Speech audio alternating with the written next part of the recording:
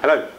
Do you think that, what's your thought on eventually using your phone as your credit card? Yeah, I think that's going to happen as well. Like sometimes I start off presentations saying that it's your mobile phone's your address book. Oh no, hold on. Sometimes I start off presentations saying the only thing that people carry around with them, it used to be their wallet and their keys, and now it's their mobile, their wallet and their keys. But I think that the mobile and the wallet is going to pretty much combine, and with that same technology, that same near-field technology where you just touch your phone against something, it could conceivably replace the key as well.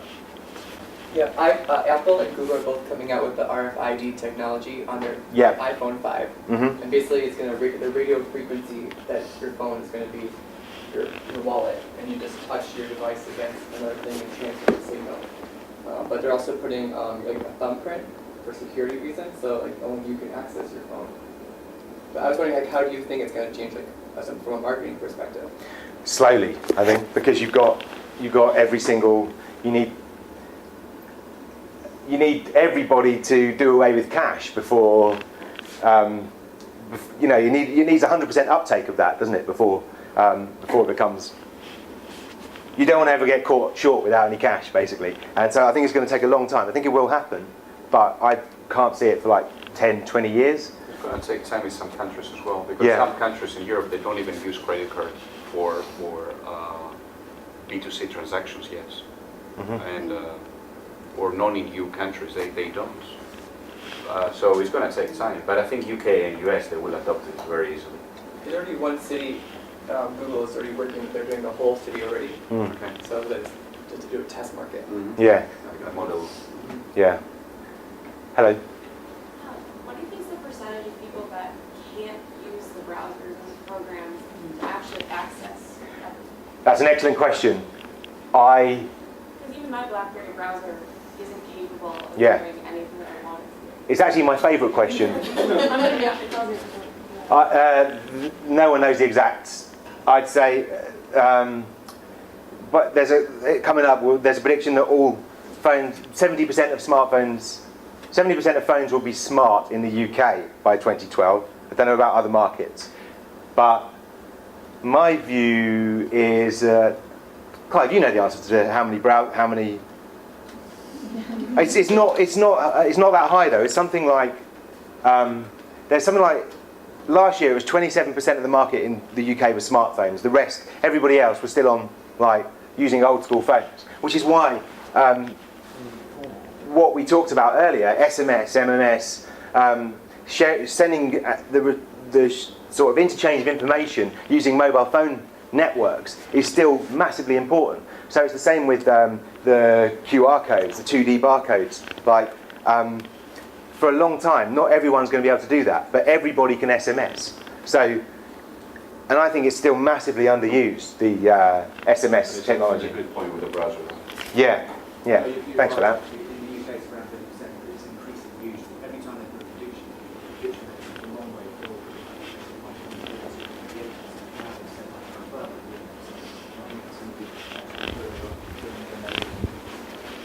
In terms of marketing, what mobile aims and everything else will do, in terms of impact on marketing, I think the world of kind of above the line, normal traditional advertising, marketing, over the label, all that kind of stuff. Coming into mobile, you see how much you can do that people actually follow the information, find out information, or through to something that is testimony, find out what everything they do in their life straight away, whether that's swiping or fire or just opening the air or whatever it may be. So in terms of the marketing tool, I think it's huge. And in terms of the business tool and operational, and that's what we're finding with mobile people is kind of getting stuck not just in the marketing part, it's operational, it's the business part, it's the sales part. Trying to get all of that together actually takes quite a bit of understanding. But it's huge. Okay. One more example. One quite close to my heart, actually. All the great stuff Google are doing at the moment. I saw the UK head of Google present recently, and he had this translator app, which isn't yet available. Have you seen this? Where he talks in English at it, and then it speaks back to him in Spanish. It's amazing. It's like something out of sci-fi. They're doing a lot of good stuff. But people are using, recently in those student demos in London, the demonstrators used their Google Maps apps on their phone to tell each other where the roadblocks were, where the police were, where the kettling was happening. Spider-Man turned up at one point as well on the map, and then the whole Prince Charles and Camilla thing, where I don't know if the US people in the room heard. We had a bit of a argy-bargy the other week but yeah, the whole poking Camilla thing with a stick. That happened. Someone spotted Charles and Camilla on their way through Whitehall and announced it through Twitter, and then it turned up on the map. And so it's absolutely fascinating how, basically, again, using mobile networks, using the GPS, using cameras, and how that whole story kind of unfolded on that day. Okay, there's some. So, as Clive was saying just then, we use it for marketing a lot, and it's primarily all this stuff that we've talked about is mainly invented for communicating with each other, but you can use it for marketing as well. And what we're finding is that, as these stats show, people access their social networks a lot more, or more likely to access their social networks if they're internet user on their mobile phone. It figures really, doesn't it? But here's some stats. So access to social network sites on mobile browsers, on smartphones. In January 2010, 30.8% of people accessing social network sites had smartphones. So to your point about the browsers, all other phones, it's a lot less. But as it says underneath, it's only for mobile, for the ones that they access solely through mobile applications. Networks by the 6 million mobile phone owners who do so solely. Yeah. Which makes sense. Yeah, exactly. What does this mean? Mobile browser access by site. That made sense to me last night. Does anyone know what that means? No, let's skip that. Right. How are people using social media on their mobile devices? This was interesting. So people are browsing social networking sites. 47% of people are browsing social networking sites. 62% send and receive instant messages. So whatever you're doing with your mobile marketing or your e-marketing, if you can get people to send and receive messages with each other with your product or your brand or your service, or somehow through the mobile phone, get them to start talking about it. Here's an opportunity. Can I correct on this? Yeah. Version of Facebook app. Really? Of course, their site's updated, and it's uploaded an HTML file. Right. It's actually a richer experience through the browser rather than the app now. So the app's becoming updated. In mobile marketing, there's this whole rush to apps, and that's Right. really quite interesting. They're quite focused and so forth. As the browsers develop, you'll find that people return back to doing science work. Mm. But, most people who kind of know me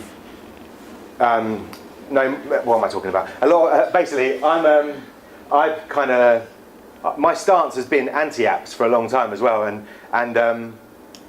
to Clive's kind of point there, I was reading last night about the most innovative apps of the year, and someone was talking about Mozilla Firefox on Android. Basically, the mobile browser on Android is crazy good, and so if the networks get faster, and as the networks get faster, and phones and processors get faster and all that, we might start turning away from apps and start looking at the browser again, everything going through the browser and just through one place. But who knows? I mean, Apple are now starting to see their desktop as a kind of as an apps experience as well. So they're kind of saying the opposite. So, like I say, no one knows. No one knows where this is going. So yeah, compared to the average web user, mobile users socialise more online. 91% compared to 79%. For US mobile users, the average time spent browsing via their mobile device is 2.7 hours per day. This is most interesting actually. Mobile social networking usage by numbers. The largest group It's terrible that, look, it's all different shades of blue. How the hell are you supposed to use that? But I think it's 35 to 54-year-olds are the largest group, along with 25 to 34-year-olds. They look pretty even to me. But the majority are women. So what does this tell you? Basically, if you engage via mobile, you should encourage sharing. So whatever you're doing, I try to think of, like, if there's one thing to take out today, like of what I'm talking about, it's this. Like, try and engage people via mobile by whatever you do, somehow, somewhere, using the stuff I've shown you, and then encourage the sharing of that message, either through the networks or through social media apps, or through the Facebook, or through your email on the web or whatever. But yeah, engage and encourage sharing. So 2010, back on the timeline, Steve Jobs pulled this out of his pocket, and basically, I'm not going to go into the iPad, it's just bigger. It's the iPhone, but it's bigger. And we don't know where it's going to go yet, but it's having a massive impact on publishing, and I reckon that this year they're going to announce some kind of magazine store. So everyone all of a sudden will be reading their magazines through, like, Apple products, basically.